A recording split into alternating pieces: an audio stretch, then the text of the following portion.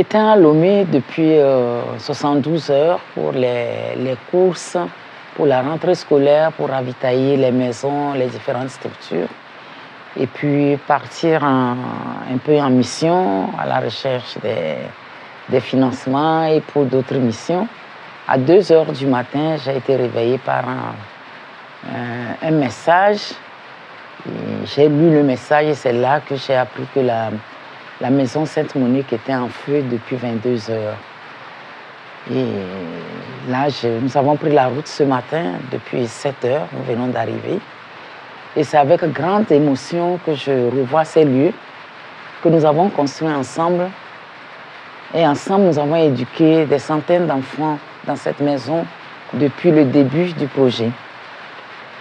C'est très touchant de voir tout ce bâtiment partir en lambeaux, alors que nous avons mis des années pour le construire. Mais ma première réaction, c'est une action de grâce. Une action de grâce parce qu'au-delà du matériel, ce qui a été très touchant et miraculeux, c'est tous les enfants qui ont été sauvés grâce à la mobilisation du quartier, des enfants aînés, des mamans, de Monseigneur Dominique qui est venu dans la nuit et du groupe de prière qui était là à côté, venu de Lomé, le Forum national des jeunes et vraiment tous les jeunes du quartier qui se sont mobilisés pour venir éteindre ce feu qui a pris d'abord le bâtiment des enfants alors qu'il y avait une douzaine d'enfants qui étaient couchés dans le premier bâtiment et les autres bâtiments étaient repartis avec les adultes. Pour moi, c'est très dur, mais en même temps, c'est une action de grâce. Merci pour tous ceux qui ont participé à la construction de cette maison, qui peuvent être peut-être aujourd'hui déçus, mais nous allons rendre grâce à Dieu.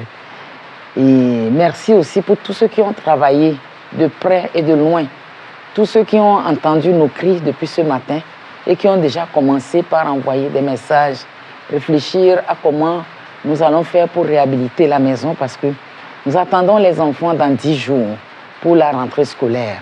Le Seigneur qui a donné les forces, l'énergie, la grâce pour construire cette maison, pour pouvoir sauver des centaines d'enfants orphelins, misérables, donnera aussi ces grâces à tous ceux qui voudront écouter notre cri aujourd'hui pour nous venir en aide.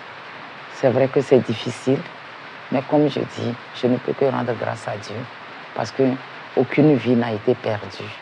Merci, merci à toutes les personnes que je ne pourrais pas toucher. Je n'ai pas d'autre mot que de rendre grâce et que tout à l'heure, nous allons avoir encore une messe d'action de grâce.